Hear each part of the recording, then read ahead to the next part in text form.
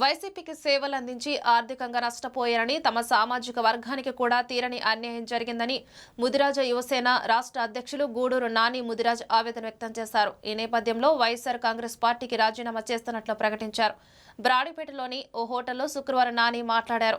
ముదిరాజుల సమస్యల గురించి జగన్మోహన్ రెడ్డికి చెప్పడానికి కూడా విడుదల రజనీ లాంటి నాయకుల అవకాశం కల్పించలేదని ఆగ్రహం వ్యక్తం చేశారు. జగన్మోహన్ రెడ్డి 11 సీట్లకే పరిమితం అయ్యారని అన్నారు. విడుదల రజనీ చిలకలూరిపేటలో ఆర్థిక వనరులను దోచుకున్నారని ఆరోపించారు. వైసీపీని నమ్మి ఎవరూ మోసపోవద్దని సూచించారు. ముదిరాజు యువసేన రాష్ట్ర మహిళా అధ్యక్షురాలు శ్రీదేవి, మల్లికార్జున తదితరులు ఈ సమావేశంలో పాల్గొన్నారు.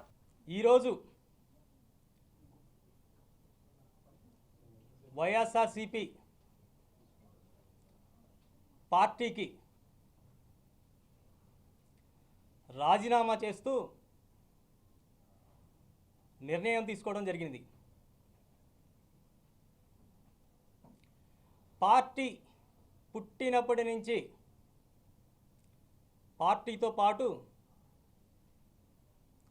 గుంటూరు నగర నాయకులతో, గుంటూరు జిల్లా ఉమ్మడి గుంటూరు జిల్లా నాయకులతో, అలాగే జగన్ గారితో ఇన్ని సంవత్సరాలు ప్రయాణం చేశాం.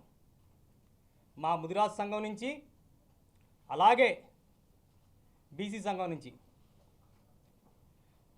గత 5 సంవత్సరాలు అయితే వైఎస్ఆర్సీపీలో బీసీ విభాగాన్ని అయితే నా మీద వేసుకొని రాష్ట్రంలో చాలా జిల్లాలు రాష్ట్ర వ్యాప్తంగా పర్యటించడం జరిగింది. బీసీ వాదాన్ని బీసీలోకి తీసుకువెళ్ళి బీసీ ఓటింగ్ని జగన్ గారి వైపు మళ్లించడంలో 2019లో సఫలమయ్యాం. ఆ రోజు మాకు ఆర్ కృష్ణయ్య గారు కూడా చెప్పింది అదే, మనం జగన్ గారిని నమ్మి వెళ్దాం, ఆయనతో ప్రయాణం చేద్దామని.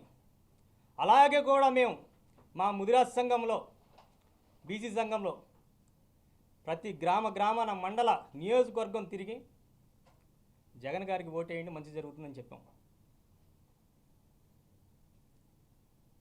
ఆర్థికంగా కోట్ల రూపాయలు ఖర్చు పెట్టాం, మా సొంత డబ్బులే. వైసీపీ పార్టీ నుంచి కానీ ఇంకెక్కడి నుంచి కానీ ఏది కూడా ఒక్క రూపాయి కూడా ఆశించకుండా జగన్ గారి కోసం పనిచేయడం జరిగింది. జగన్ గారిని నమ్మి పనిచేయడం జరిగింది. జగన్ గారు అధికారంలోకి వచ్చిన తర్వాత 2019లో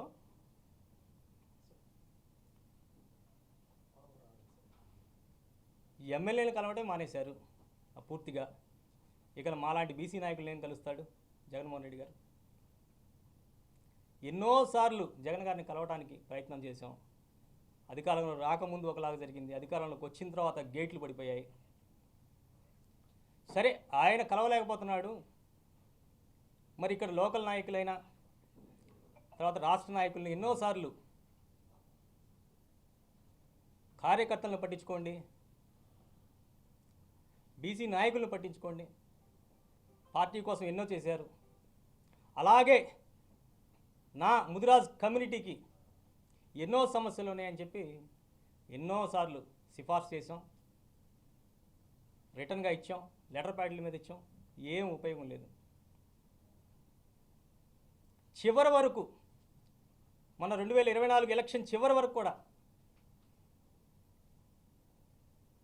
మా ప్రాణాలను అడ్డుపెట్టి పోరాడాం.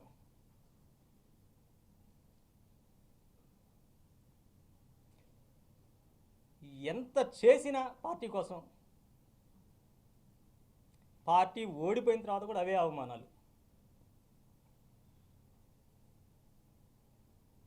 ఎన్నోసార్లు చెప్పాం, పార్టీకి అందరు దూరం అయిపోతున్నారు, దగ్గర తీసుకోండి మీరు అని నాయకులకి అందరికీ చెప్పాం. జగన్ గారికి అయితే చెప్పే అవకాశం రాలేదు. ఎన్నిసార్లు ప్రయత్నించినా ఆయన అపాయింట్మెంట్ దొరకదు. మొరపెట్టుకున్నాం, ఆయన అందరినీ వదిలేశాడు. చివరికి 11 సీట్లకే పరిమితమయ్యాడు.